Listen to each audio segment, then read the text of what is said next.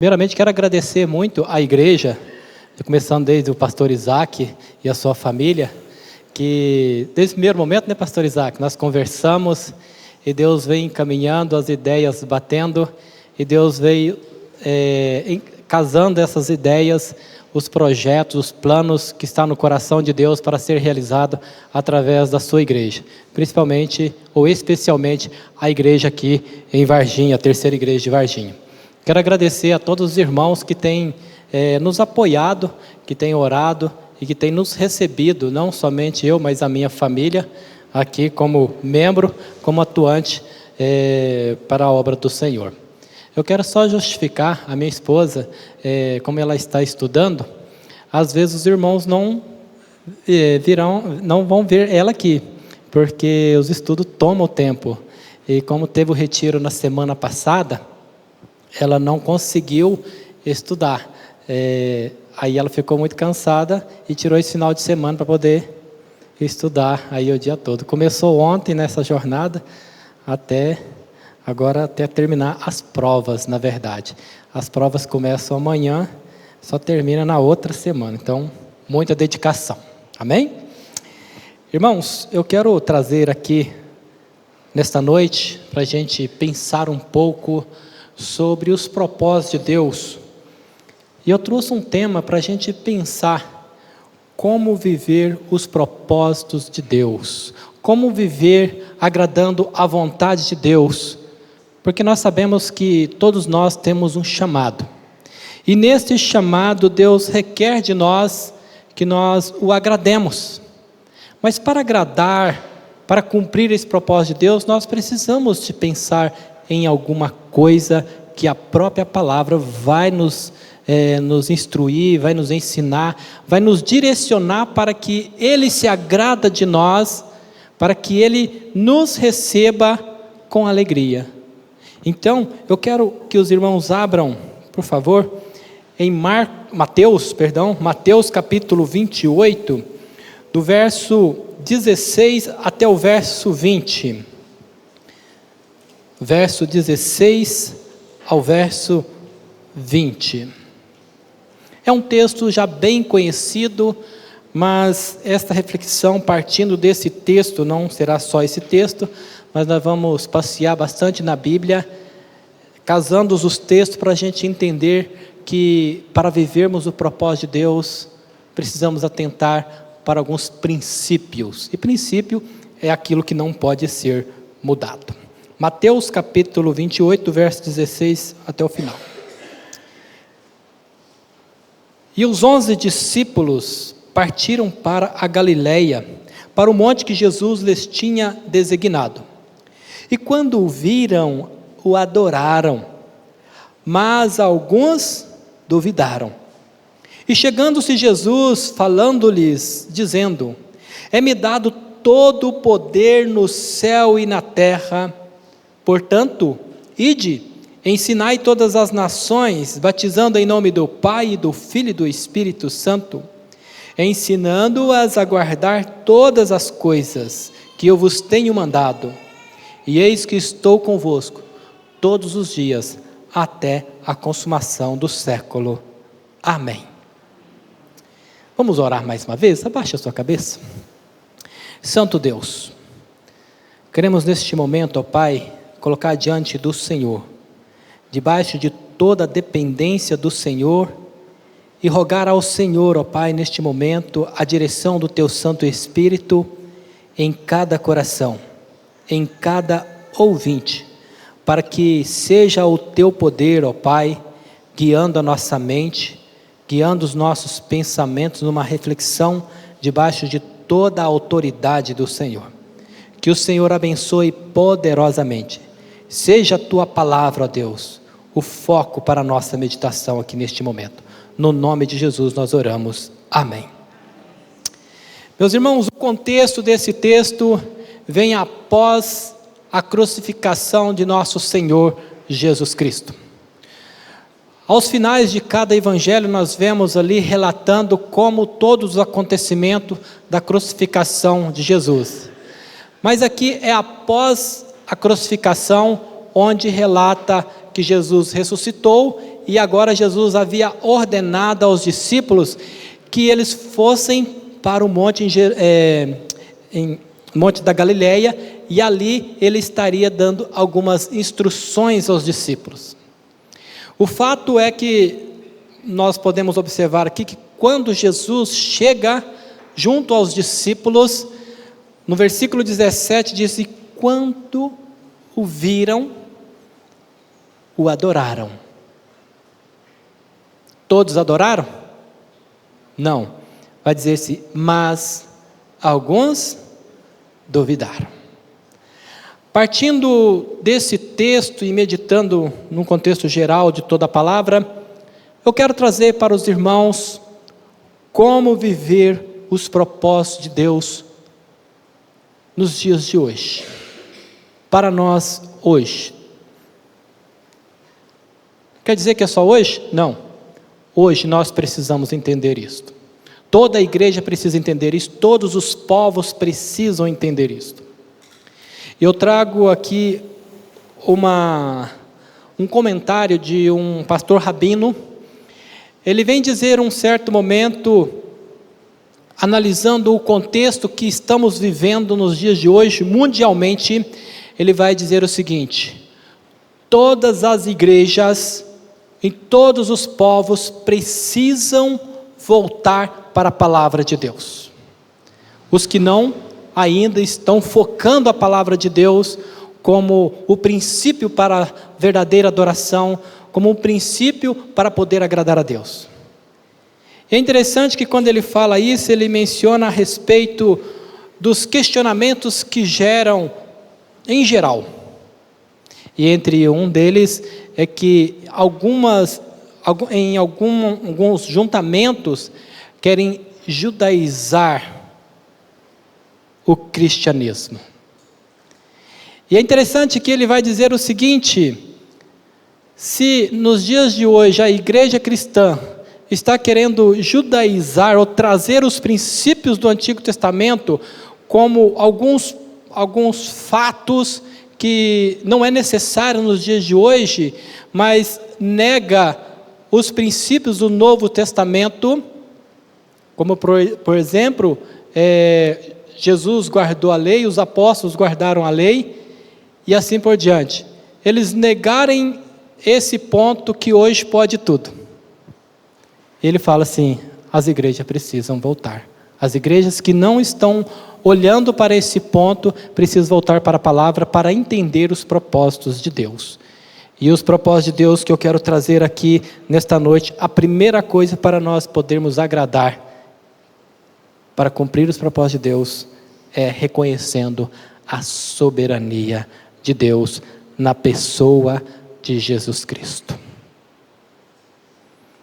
Não se pode agradar a Deus, não se pode viver pensando em agradar a Deus se não estiver debaixo da soberania de nosso Senhor Jesus Cristo. A primeira coisa que nós precisamos entender. Quando nós lemos aqui no verso 18, Jesus fala àqueles discípulos, e chegando Jesus, falou-lhes dizendo: é-me dado todo o poder, no céu e na terra. Todo o poder é dado a Jesus. Quando nós olhamos para este ponto, precisamos exaltar o nome do Senhor em todo o tempo. No Novo Testamento nós vemos várias referências que Jesus, Ele é, acima de tudo, o nome mais precioso. O nome que está sobre todos os nomes, lá em Filipenses capítulo 2. O nome dele foi exaltado de maneira que, ao final de todas as coisas, todos os joelhos se dobrarão diante dele, e toda língua confessará que Jesus é o Senhor. O que é o reconhecimento? O reconhecimento é quando nós afirmamos ele como única verdade. É quando nós entendemos que ele é a única verdade, que não existe outro além dele. E ele afirmando que é-me dado todo o poder, toda entidade está debaixo do seu poder. Todas as coisas agora estão debaixo do seu domínio. Em Atos capítulo 4, verso 12, o apóstolo Pedro dizendo ali: e nenhum outro há salvação, porque também debaixo do céu nenhum outro nome há dado entre os homens, pelo qual devamos ser salvos. Existem muitos nomes, mas um único nome que é dado para a igreja, para os povos a adorarem em reconhecimento, é o nome de nosso Senhor Jesus Cristo. Em nenhum outro nome há salvação.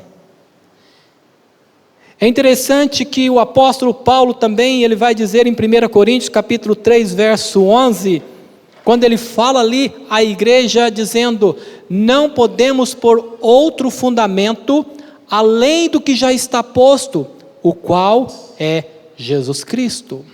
Existe um só fundamento, existe só uma autoridade, existe só um poder pelo qual nós devemos reconhecer acima de todas as coisas. Em Colossenses capítulo 1, no verso 15 e 16, fala que todas as coisas é para o Senhor. Fala que Ele é a imagem do Deus invisível, Ele é aquele que veio em carne e habitou entre nós. O único que tem todo o poder, o homem com todo o poder, que é experimentado em todas as coisas, que pode nos ajudar em todas as coisas. Devemos reconhecer a soberania de Jesus, porque ela é conduzida pelo Deus Pai Todo-Poderoso. Há um outro texto também que eu gostaria de meditar com os irmãos, é 1 João capítulo 5, verso 2, o apóstolo João, em reconhecimento da soberania de nosso Senhor Jesus Cristo, ele vai dizer algo que realmente isso me chama a atenção. Deve chamar a atenção de toda a igreja, em todo lugar, em todo o mundo. Ele diz: e sabemos que já o Filho de Deus é vindo, e nos deu o entendimento, para conhecermos o que é verdadeiro. E no que é verdadeiro, nós estamos. Isto é, Jesus Cristo. Isto é, Jesus Cristo. Este é o verdadeiro Deus e a vida. Quando nós olhamos nesse texto, o apóstolo João ele está dizendo: e sabemos que o Filho de Deus é vindo. Quando nós olhamos para o contexto dos judeus, que ainda há um grupo que estão esperando o Messias, todos nós sabemos disso. As igrejas cristãs sabem disso. Existem alguns grupos dos judeus que estão esperando o Messias. E nós somos agraciados, irmãos, porque Jesus mesmo nos deu esse entendimento para conhecermos que Ele é o verdadeiro, que Ele é soberano, que Ele está acima de todas as coisas. Quando você lê no contexto da primeira carta de João, no capítulo 5, ele fala que aquele que tem Jesus, em si mesmo tem a vida, ou seja, tem o conhecimento de que Ele é soberano. Ele está acima de todas as coisas. Diante disso, nós precisamos entender algumas outras coisas de grande importância para a nossa vida. Se Jesus, Ele é o Senhor, Ele é soberano, Ele está acima de todos, entra uma outra palavra muito importante que vai citar aqui. E quando viram, o adoraram, mas alguns duvidaram. Eu quero falar que existe uma diferença entre a verdadeira adoração e a falsa adoração ao Senhor soberano Jesus Cristo.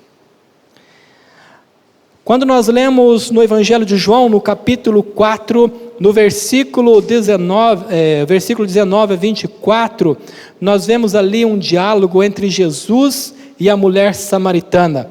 Nesse contexto, nós podemos entender que há uma diferença na verdadeira adoração. No versículo 19, ele vai dizer o seguinte, o contexto aqui em João capítulo 4. Disse-lhe a mulher: Senhor, vejo que és profeta.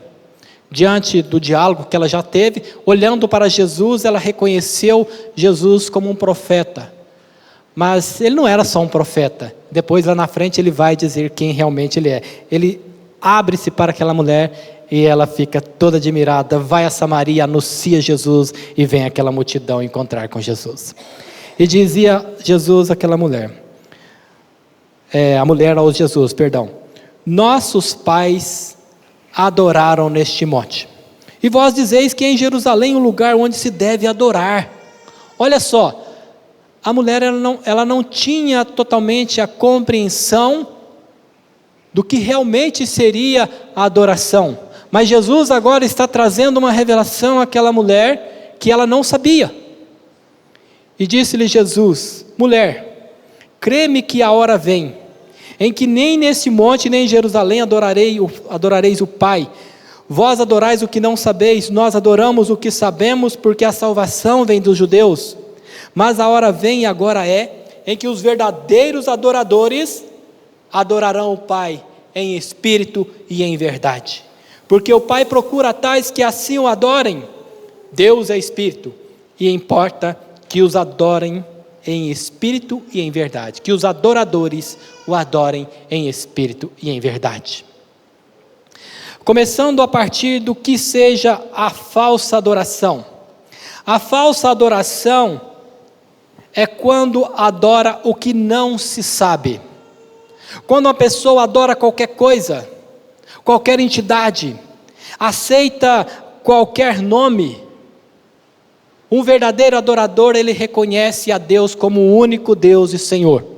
Um verdadeiro adorador, ele adora a Deus porque ele quer adorar. A falsa adoração,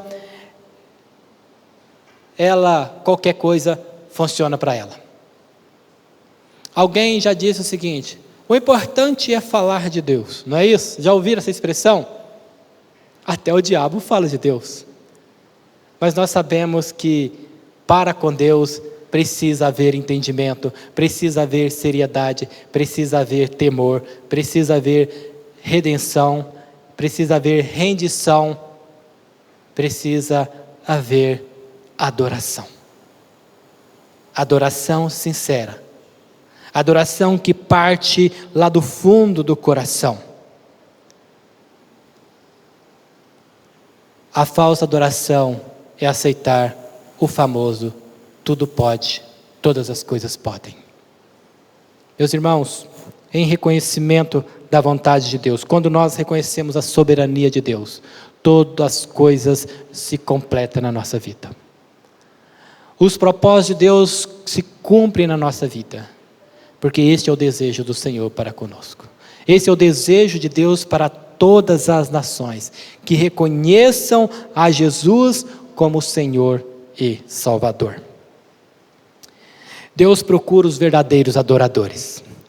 Eu vejo-se muito interessante nesse texto, quando diz, Deus, o Pai, Ele procura os verdadeiros adoradores, Ele está procurando. Se está procurando é porque não está em todos os cantos, não está em todos os lugares. E eu chamo a atenção para a igreja. Quer ser encontrado por Deus? Quer ser encontrada por Deus, igreja? Você precisa ser verdadeira adoradora.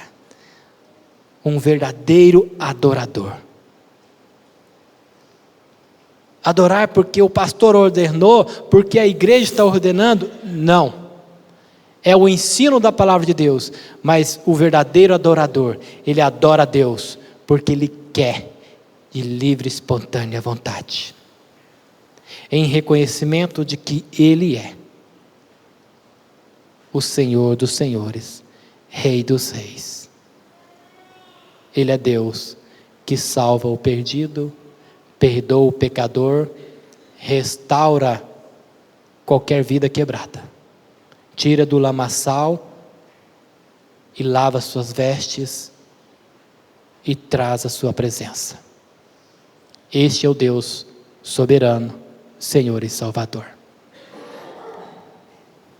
Em João 8,32, quando se fala ainda em verdadeiros adoradores, eles adoram em verdade e em espírito, porque eles são libertos. Mas os falsos adoradores, eles não conseguem fazer isto, porque eles estão ainda debaixo de uma prisão, a prisão do pecado, da religiosidade, do engano, da mentira, das algemas de Satanás. E Jesus diz: e conhecereis a verdade, e a verdade vos libertará. O verdadeiro adorador, ele adora em espírito e em verdade, porque agora ele conhece. E em segundo lugar, para nós adorarmos a Deus, vivermos os propósitos de Deus, agradando a Deus, precisamos entender a vontade dele. A primeira coisa é reconhecer, a segunda é entender qual é a vontade de Deus. Eu acredito que todos, se fosse para dizer aqui em escala decrescente, qual seria o ponto principal da vontade de Deus? Pastor Isaac, se fosse numa escala decrescente, qual seria? Amar a Ele é o mandamento.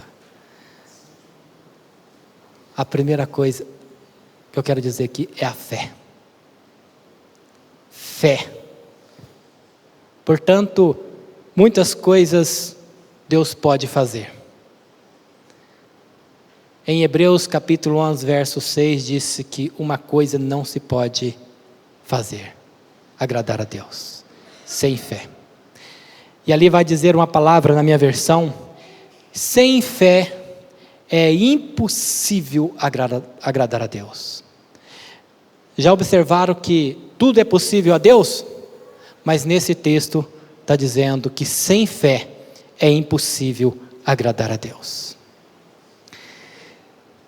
Em João capítulo 6, o verso 28 e 29, no verso 28, chega alguns judeus, perguntam a Jesus: o que devemos fazer na obra de Deus? O que nós devemos executar na obra de Deus? Veja que coisa interessante que vem dizer nesse texto.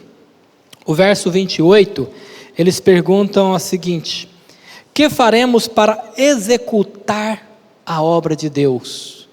Ou em outras palavras, nós poderíamos dizer: o que devemos fazer para agradar a Deus, para cumprir os propósitos? Sabe qual foi a resposta de Jesus? No versículo 29 ele fala assim: a obra de Deus é esta, que creais naquele que me enviou. Fé. É preciso ter fé para entendermos a vontade de Deus numa ordem decrescente. E é a partir da fé que brota os frutos, a vontade, o desejo, a transformação, a salvação. Em Atos capítulo 16, no verso 31, o apóstolo Paulo, em resposta ao carcereiro, ele vai dizer o seguinte: crê no Senhor Jesus e serás salvo, tu e a tua casa. Qual foi a pergunta que eles obtiveram essa resposta? Senhores, o que devemos fazer para sermos salvos? Ou seja, para cumprir a vontade de Deus, os planos de Deus, os propósitos de Deus, é preciso ter fé.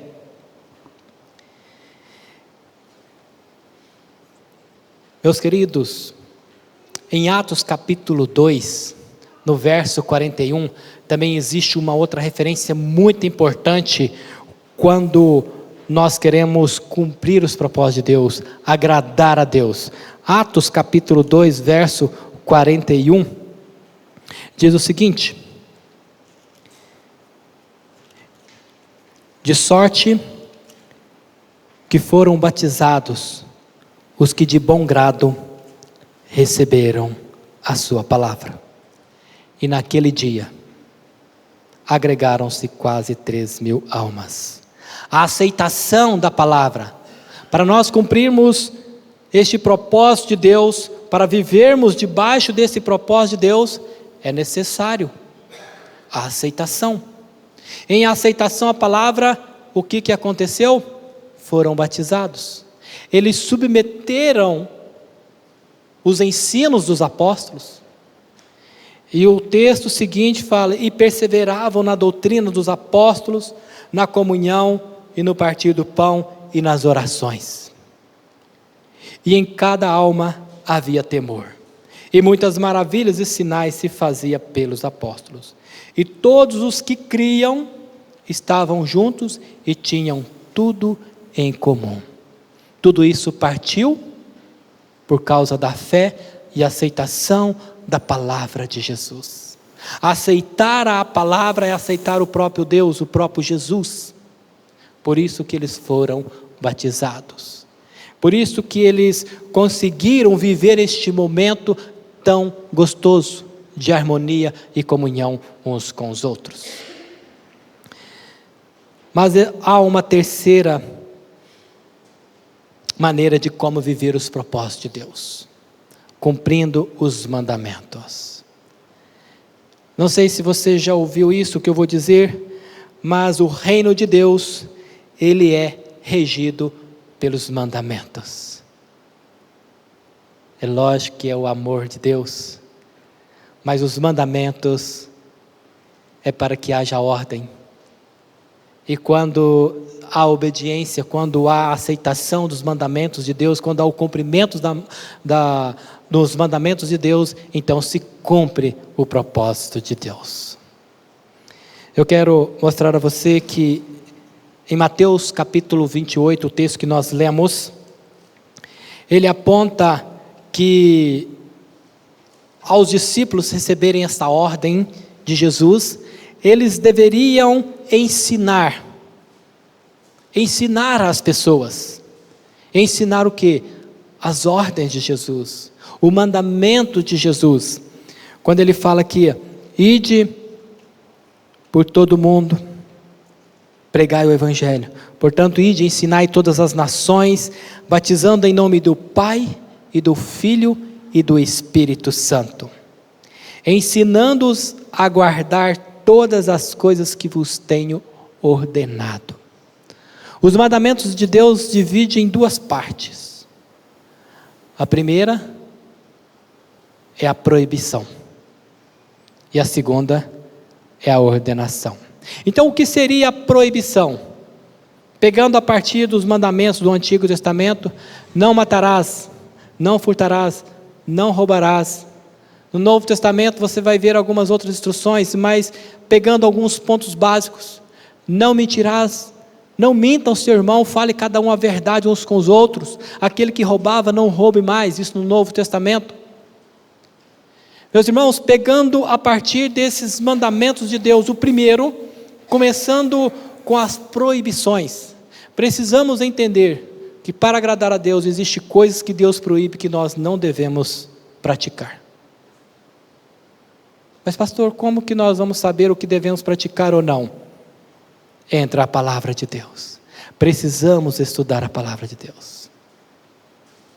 E aqui eu abro um espaço também do retiro, irmãos, só abrindo um parênteses. A primeira vez que eu participei de um retiro, que eu vi uma igreja que conhece bastante de Bíblia. Amém? Amém. Já participei de retiros, mas uma dificuldade: a igreja está no caminho. Graças a Deus. Eu perdi até para o Charles. Há algo que me impressionou, irmãos. A irmã Isabela, eu falo aqui, me permita, nós estávamos vendo ela jogando ali com os meninos. Ela não conseguia fazer ali, não conseguia jogar muito bem, ela ficava irritada, né?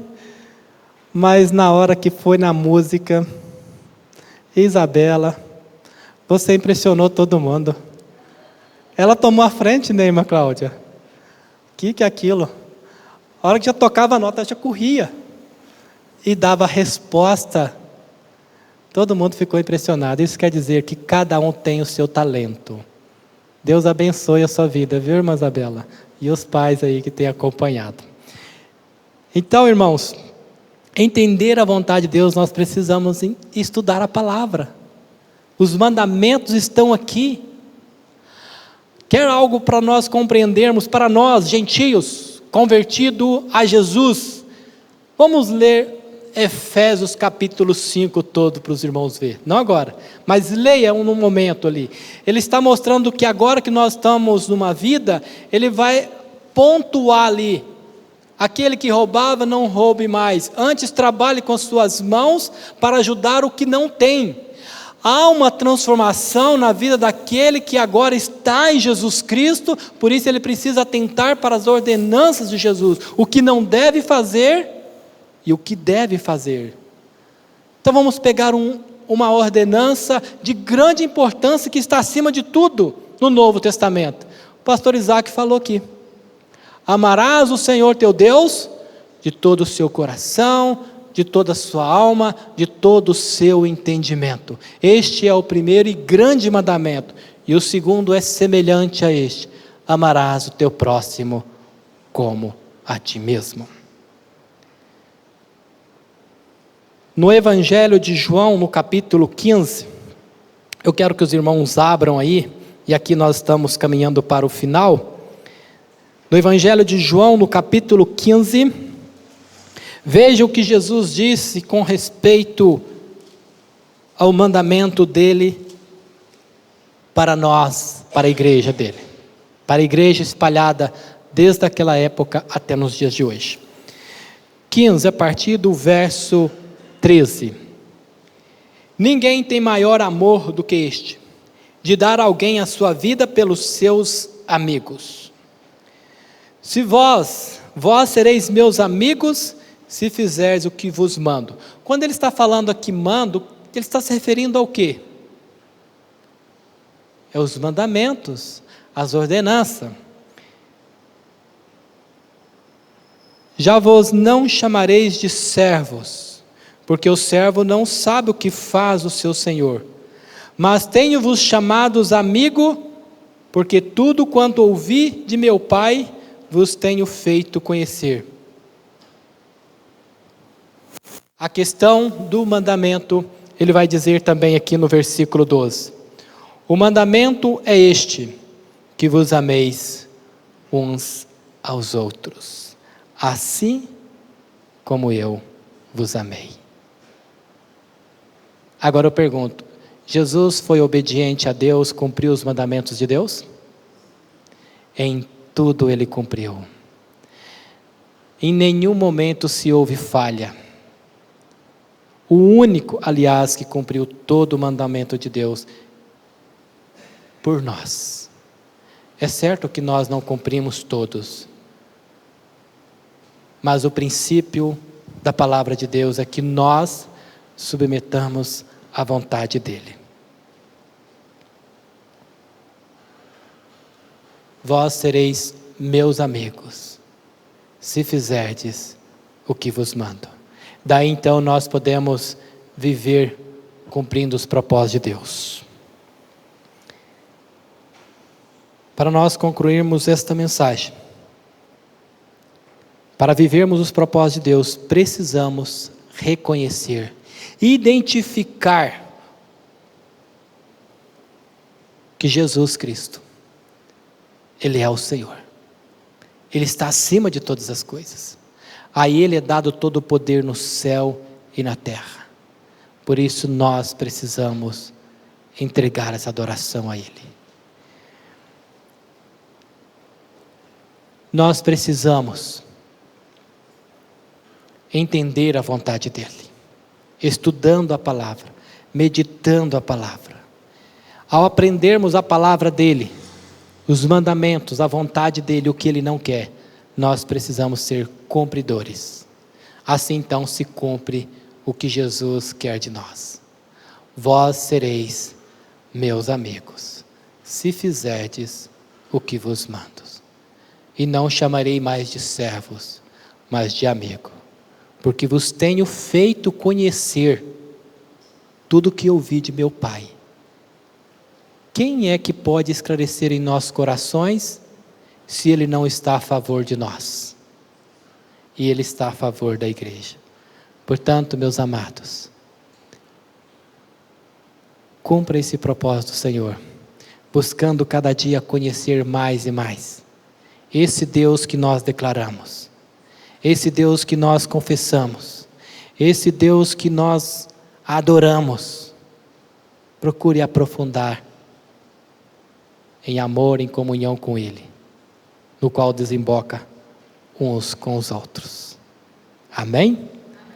Que Deus aplique esta palavra poderosamente em nossos corações e que possamos ser enriquecidos daquilo que Ele está nos ensinando, nos conduzindo a viver.